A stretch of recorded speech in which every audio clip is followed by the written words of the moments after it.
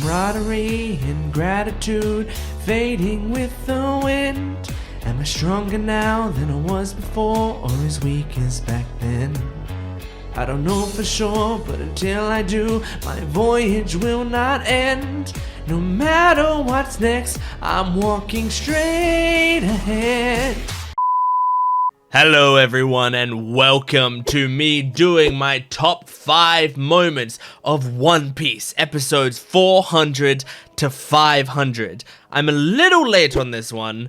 Normally I would have done it kind of right after I posted episode 500, but I didn't. I honestly have just been absolutely swamped. I'm still swamped, so the fact that I'm doing this today is wild. That I do not know how I carved time out in my schedule to do this, because these videos, it's not like they take a long time, but they're just kind of laborious in general, since I have to generally find the clips and also, you know, think of my reasonings for these moments.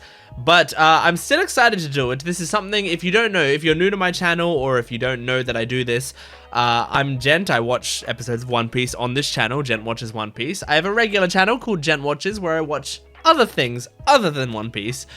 And essentially, throughout my One Piece journey, every 100 episodes, I've sat down and done a video talking about my favorite moments from those 100 episodes. And I'll intercut that with clips from my reactions. If you like any of those clips, if you want to see the full reactions of those, you can go to the YouTube channel and watch the rest of the reactions, or you can go to my Patreon account where I have the full-length reactions.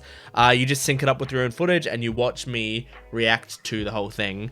And it's great. That's the best way to do it, I think. But we are going to be going through these moments today. Now, it's only 5 moments with some honorable mentions. I mean, I cheat the system by putting honorable mentions in there, but the top 5 are the 5 moments, and I try to put them in order of how much I personally enjoyed them, remember them, emotionally attached myself to them, and a bunch of other factors. But generally, it's my list. It's just kind of how I feel about all of these moments, but you'll have your own moments. So make sure to tell me what your own moments are. I already put a community post up earlier and heard some people's top 5 moments, but feel free to tell me what yours are as well, or comment on, you know, why mine are the way they are. Don't be mean. That's like a kind of rule of thumb on the channel. Just don't be like a douchebag. But yeah, like, I'd love to hear, you know, what you love. Like, what were your favorite moments of the entire thing? Because there were some top moments in these. I mean, every 100 episodes is very difficult, but some people were saying, like, you 5 isn't enough. You're not gonna be able to fit it all in 5, and I understand that, but I'm sticking to 5. There's multiple reasons, but I want to stick to 5 no matter what, and so I'm gonna be sticking to 5. So I think we're just gonna jump into it now. I think we're gonna get into the countdown. So we're going from 5 to 1. I'll do honorable mentions right before we get to 1, but let's start with number 5. So number 5 on my list, this is Blackbeard arriving at Impel Down. Oh my god, but Blackbeard fucking here! Blackbeard? Is it gonna be Blackbeard and Luffy? Now, my reasoning for this is Impel Down was an arc that I definitely enjoyed, but if I'm looking at the grand scheme of things, the scope of a lot of these arcs, a lot of Impel Down I was really enjoying, but I was also like, oh, I just can't wait to get to what's next, you know? It was one of those arcs where it was very, very cool, and it was great to see that sort of stuff, but I could have had it be cut down a bit, and I could, you know, I could have, and it was also like a lot of characters that I wasn't as big a fan of earlier in the series. I know sometimes my opinion on this is very different from other people's opinion, and I don't think other people are wrong in this, but like, for example, I wasn't a big fan of like Buggy and Mr. 3, and like I know especially people disagree with Buggy. People might be, you know, mixed on Mr. 3, but you know, a lot of these sorts of characters that, you know, I didn't care that much about. The reason I really loved the Blackbeard at Impel Down moment is as soon as I was sort of like, am I gonna check out of this arc, like, emotionally? Is it, you know, is this arc gonna feel worth it? I feel like Blackbeard showing up immediately made me go, oh no, this is a great arc. What the fuck is gonna happen here? Oda, you're cooking! Like, I just, suddenly, there was a massive change up, and I was back in it, and I was completely locked in. I think that's a really impressive thing that Oda does quite often, where sometimes when there's an arc and we're starting to sort of get into the monotony of it, we're getting a little almost too comfortable within the format that he's set up, he will throw us a curveball that feels so good. It'll like strike us right in the gut, but I guess we're masochists because we'll love it. We'll love that curveball hitting us right in the gut. So that change up in pace was so great. I mean, it reminds me of, you know, Hawkeye showing up in the Baratie arc, or Kuma showing up at the end of Thriller Bark. You know, these massive moments where suddenly I go, oh, I gotta pay attention now, I gotta focus up. We also just got to learn more about Blackbeard, which I think was great, because he's quite mysterious and he's a very complicated character. I still haven't got a full grasp on him and on everything he's about and on how he's going to fit into the series overall. And I love that, because when we get introduced to him, it feels like, oh, this guy's going to be... I mean, I guess I kind of thought he was going to be like what Whitebeard ended up being when we first saw him. And then after that, we were like, oh no, he's actually kind of a bad guy, you know, and it's maybe not. Maybe he won't be like that. But then it was like, oh no, actually, maybe he's just like kind of in between. But then as it goes more and more on, it's like, oh no, this guy feels evil. So I keep yo-yoing back and forth heavily with this character, but just trying to learn more about him and understand him. But what this does is it starts to put some of those pieces in place, which I think is really cool. It also just gives us a confrontation between Blackbeard and Luffy once again, after Luffy has already gone through something sort of traumatic and I mean, many things that are traumatic and horrible and really tough. So I think it was a really cool way that they did this, and that's why it's my number 5. Second gear! Oh, fuck yeah! My number 4 on this list is The One Piece is Real. One Piece wa jitsuzai suru. Fuck yeah! This moment with, I mean, this basically is, in other words, Whitebeard's death. But this is a really iconic, memorable moment. I think most people who watch One Piece, this would stick out in their mind, this scene.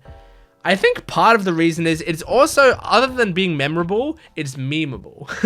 Which I know that doesn't seem like it is a sort of paragon of good writing, but something being memorable enough that it sticks in people's minds that much, they tend to then meme it because they're thinking about it a lot. So the fact that I had heard people say, the One Piece is real, so much, I thought people were just saying that as just like, it was just a thing that fans said, but it wasn't actually, that specific phrasing wasn't used in the show. That's what I expected, because I thought, you know, it's just something that people were saying because some people would probably speculate, oh, the One Piece is probably not a real thing, and then people might reply in comments, no, the One Piece is real. I thought people were just memeing that. So when this moment came up in the show, I didn't feel like I had been spoiled on this line by the fan base. I felt like Whitebeard was one of those commenters shouting at me, but also we respect Whitebeard at this point. If you watch the entire Marineford arc and you don't have a deep respect for that man, I don't know what to tell you. This man dug his way into my heart and stayed there. He burrowed out a hole just for himself. So when he says the One Piece is real and he screams that to high heavens as his last words, I believe it. It feels like Oda is... whether or not this is true, I think it's a fun interpretation. It feels like Oda is shouting that at his audience. Like, don't doubt. You know, this series shouldn't be about us sitting there doubting, oh, do we think when we get to the end there's gonna be nothing there? Is it gonna be a disappointing journey? Like, it felt like this was a moment, and I don't know what, obviously I don't know, and I don't think we know in the wherever the manga's up to right now, and don't tell me, but I imagine the people in the manga don't know if the One Piece is real or not at that point either. I imagine they haven't found it. I imagine that's the very end of the series, but but even though I don't know that, I feel like this moment just gives me that hope again, that fire in my heart of Oda looking me in the eyes and going, hey, enjoy the ride and just believe that I'm taking you to the One Piece. I'm bringing you to it. So you're allowed to be excited for it. The One Piece is real. Yeah, looks like he's dead. Oh, God. What a fucking badass way to die, though. And on top of that, it's an amazing send-off for Whitebeard. A character that is incredible. I knew he was gonna die. I knew it. Like, from the start of the Marineford arc, I just went, oh, this feels like whatever this arc is gonna be the send-off for Whitebeard's character. But I couldn't have imagined how cool his death would have been. He died standing up. And then that moment where the narrator jumps in and starts to break down all the injuries he took, but then said, but he had no scars while running away. And we show a clean back.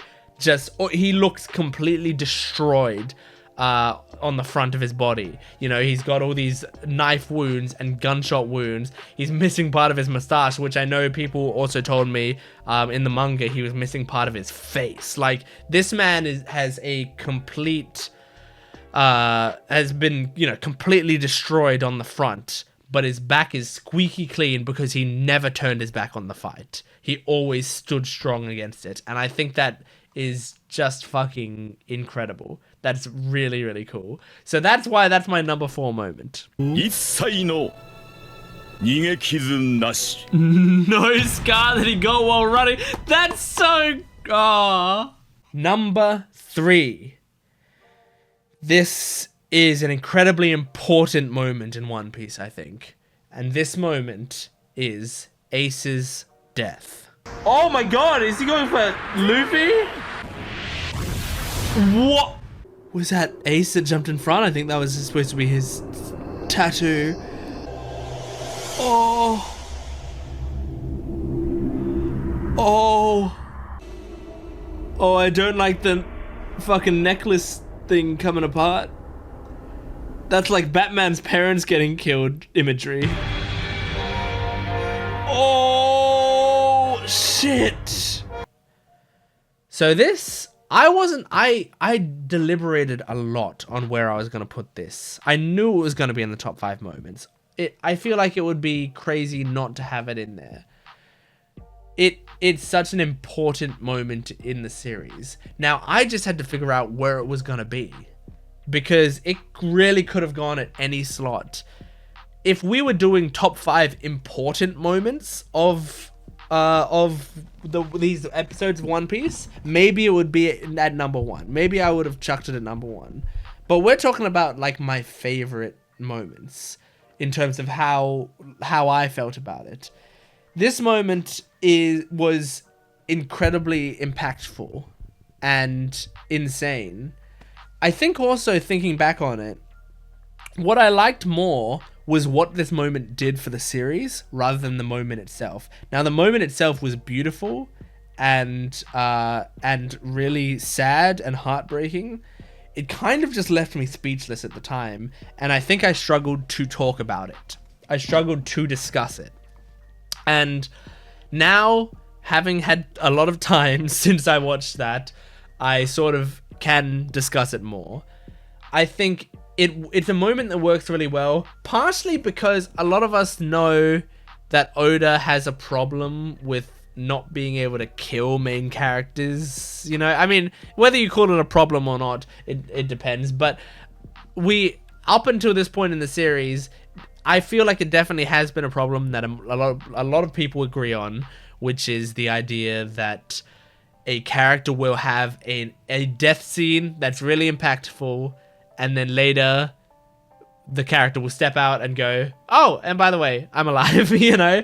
And obviously the biggest example of that is Pell in Alabasta, but there's also, I forgot his name, but the guy, Vivi's like assistant guy, there was like his moment in Skypiea. There was several of them. I think Larky and the father were the biggest ones in Skypiea for me, where I was like, oh no, those two had like really interesting and impactful death scenes, and them being alive actually kind of hurts that.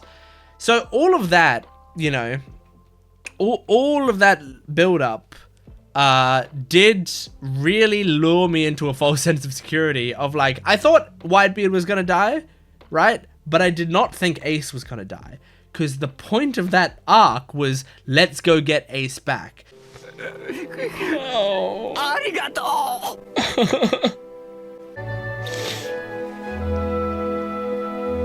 Oh no. Are they gonna show the Vivre card burning out? Oh, Whitebeard.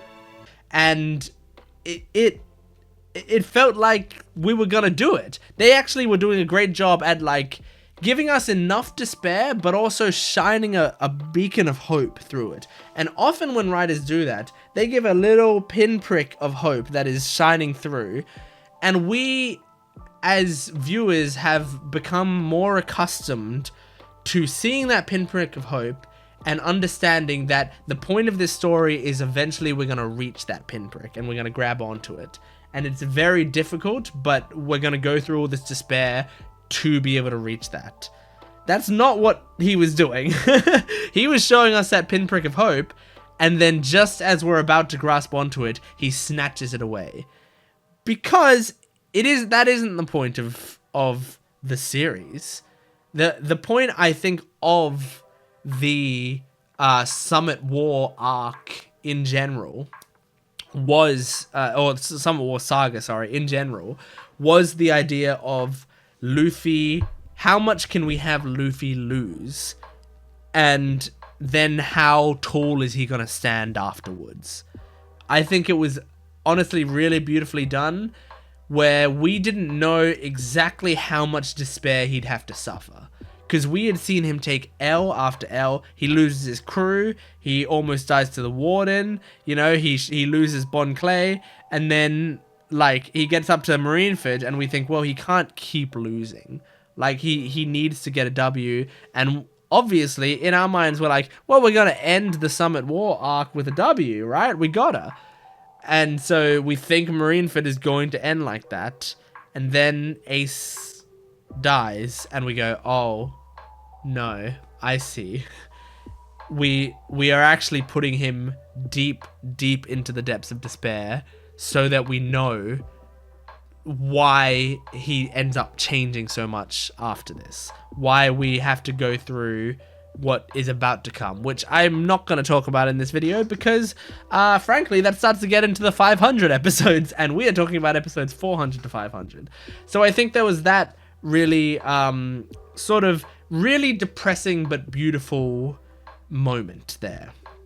But also on top of that, I think this passes what I call Gent's Law. If you've been on this channel, you might have heard me talk about Gent's Law. I might actually have it here. I do. So I have something that I call Gent's Law because I wanted to keep referring to it, so I just wrote it down. But this is my opinion, okay? It's not like a scholarly thing. It's something that I came up with. But my opinion is that the impact of a character's death must be greater than said character's accumulated value if they were to remain alive for the rest of the series. Now, what does that mean? That means that if Ace dies here, is the impact of his death important? And is it more important, is it more enjoyable for us as viewers than if you were to save Ace here and we have like Ace as a sidekick or Ace, you know, coming back into the story every once in a while? What will do better for the story?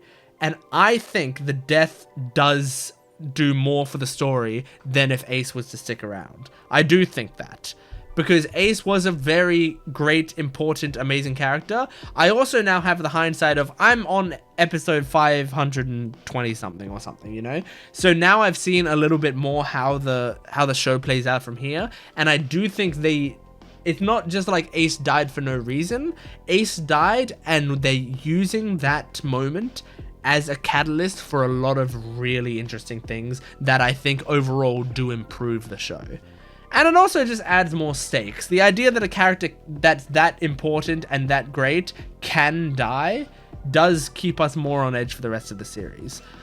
And on top of all of that, there's also just some great imagery in it. I mean, there's the great speech that Ace gives, but then also I love the imagery of the Vivre card just burning out, just to confirm to everyone, like, hey, we're not doing the thing we did with Pell.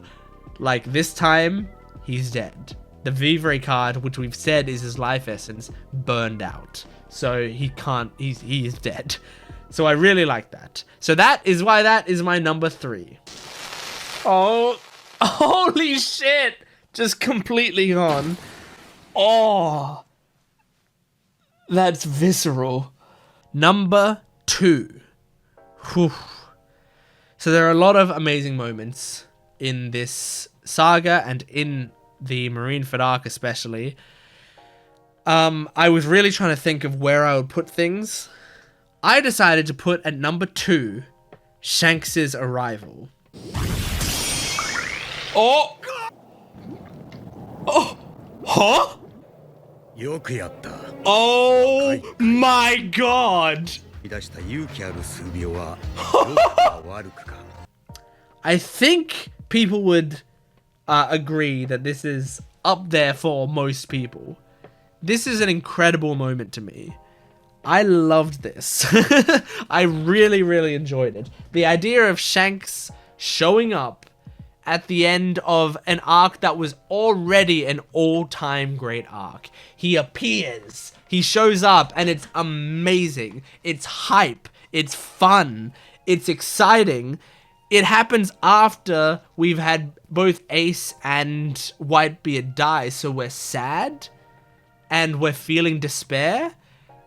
Oda is grabbing us by the collar and pulling us out of the water and going, look, there's more that you're invested in. Even if your heart in Marineford got sort of tricked into believing that all that mattered right now is Whitebeard and Ace and Luffy, and you know, Luffy's attachment to them, you might have like started to fall into that, where sometimes you'll be in an arc and you'll be so deep in it and so invested in it, you forget in other parts of the show that you're invested in. This was a wake-up call, being pulled out of it and going, hey, remember, there's more to it than this. Remember, Shanks is still out there, and he's in a way watching over Luffy. I mean, not really, he's not actively watching over Luffy, but he might, you know, he could always be there around the corner helping out. He's still a character you're invested in. There's more in this world for you. And I love that moment. I love also that he's Shanks. You know, he's a badass, and we get to see him be a badass and like be so strong, and other people in the scene are very much looking up to him and a bit in awe of him. And I do love that, but he's also Shanks at heart, and we get to see that as well. I think it would have been very easy to have him be a badass, and he's just a badass, and that's the scene. But he was a badass, and he also had some goofiness and some smiles and a lot of attachment to Luffy, and he had different priorities than you'd expect, maybe a little bit. I think it's great. It was a really beautiful return for that character. Yeah, okay, that's how they're doing it. He still knows Buggy.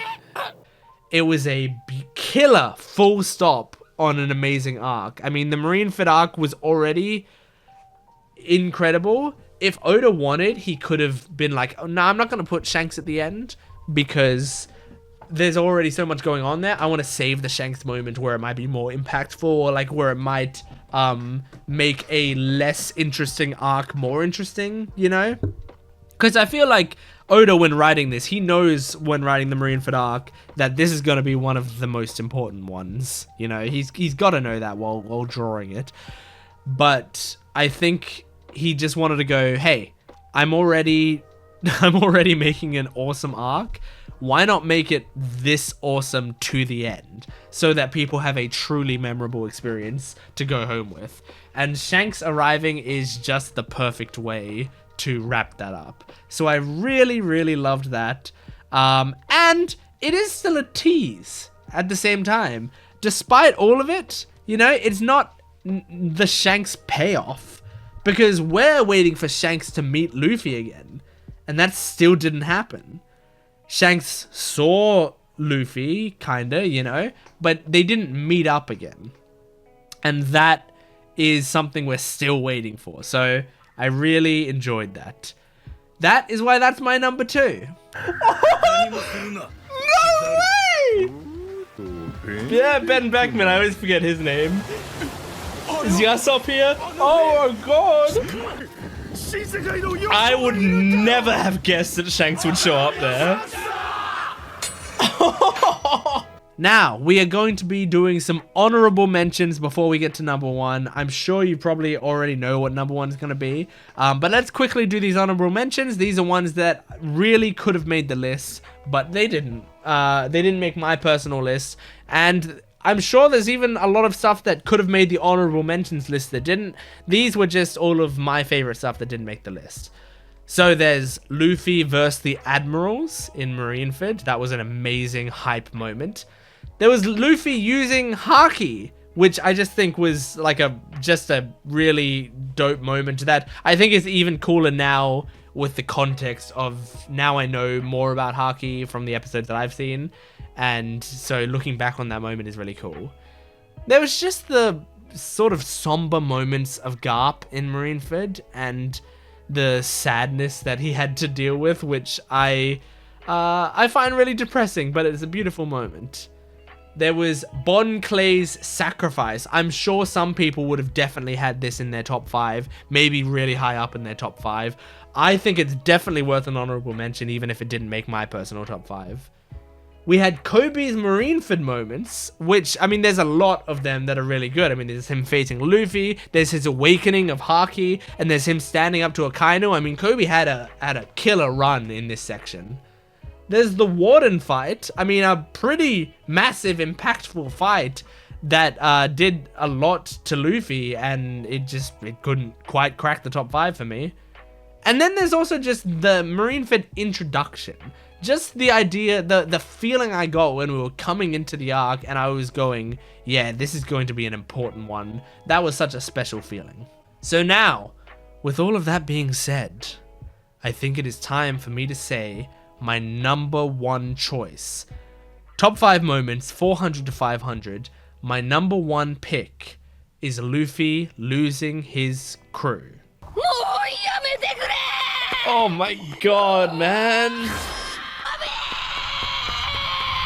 Oh.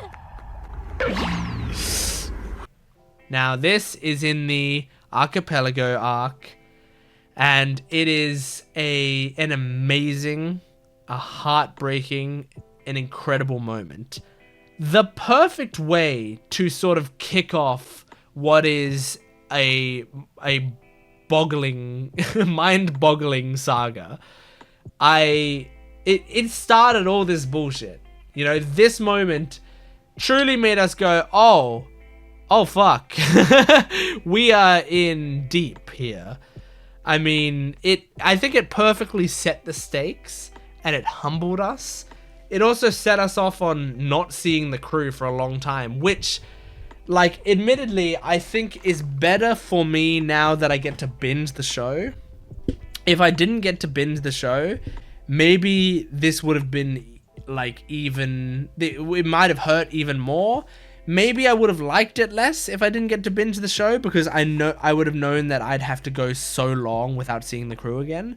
Luckily, since I am going through the show pretty quickly, I know that I don't have to wait that long overall, but I still felt like I had to wait a long time, you know? Oh, and Robin, I love that Robin's always the most concerned about Chopper. but it perfectly set up the stakes. It humbled our characters. It had incredible voice acting from all involved. I mean, just amazing. I mean, especially, you know, top tier to Luffy's voice actress, who just killed it, but she always does, you know. But it's such a heartbreaking moment. I mean, it wasn't just like it was just the idea that we know we're watching a show, we know that these are the main characters, we know as viewers that they're not dying, okay? We do. But we have to also, while we're watching moments like this, realize the characters don't know that. They don't know that this isn't their end. They don't know that this isn't the end of the series. They don't know that things are gonna eventually work out. In their eyes, this is just them being slaughtered. And that is really horrifying. And for Luffy to watch all of that happen, and him to be the last one, you know, and just watch his crew one by one disappear, is so terrifying and sad. But it's also happening in such a hype moment where there's also Kizaru and there's also Rayleigh and like these other amazing moments happening at the same time. But we are just, and like, you know, Chopper going into his monster form. Like we're seeing these crazy moments, but it doesn't matter because this heartbreaking thing is happening on screen. We're watching Luffy lose every single person. It's a awesome setup for a saga, and it also, like, they hit the emotional weight not just because he's losing them all, but they also hit it, like, Oda hits it in small other ways, like having Nami turn towards him, and as a Nami simp, this is the part that hurts most, I think, for me. Nami turn towards Luffy and say, like, Luffy, help me, you know, Tasukete, like the classic Nami line that I think, you know, when most people think of Nami moments in the series, most people think of the Luffy help me line in episode 37. This incredible moment that got a lot of people hooked onto One Piece. A moment that people consider to be the iconic, like, moment of One Piece where you go, oh, this is something special. And they call back to that in this moment where she's once again calling for help, but this time Luffy can't help her. Oh. Oh. Oh.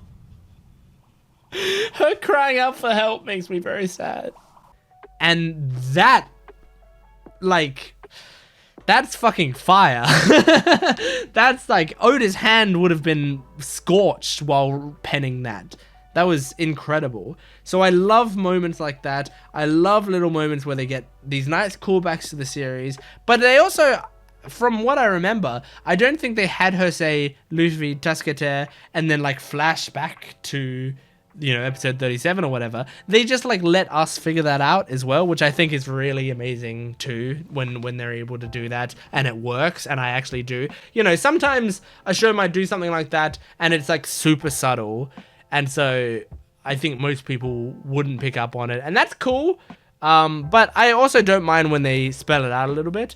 But a moment like this, I think a decent amount of people would have picked up on that line. So it hits hard and treats the viewer right.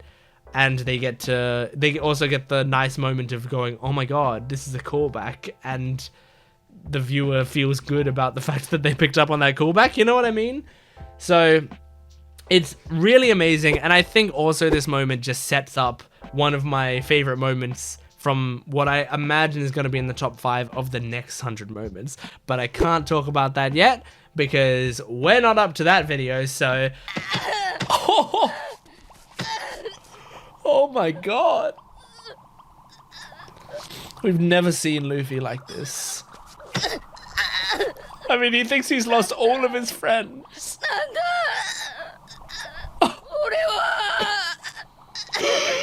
Oh. Yo ho ho ho. That is my top 5 moments of One Piece episodes 400 to 500. Thank you so much for joining me. If you like my vibe, if you liked me talking about that, go check out some of my reactions to One Piece or to other stuff on my Gent Watches channel. You can go to my Patreon account and get the full-length reactions in early access. That's 20 episodes or so ahead of my YouTube channel. Or you can join the YouTube membership down below and just get sort of 2 videos ahead in edited form of the YouTube channel on here. You can be the first one to comment. You can get little nice little emojis that you can use. It's great. It's really good. So go check that out. But thank you so much for joining me on this top 5 countdown. Make sure to let me know what yours are as well. I appreciate it. I'll see you next time. Goodbye.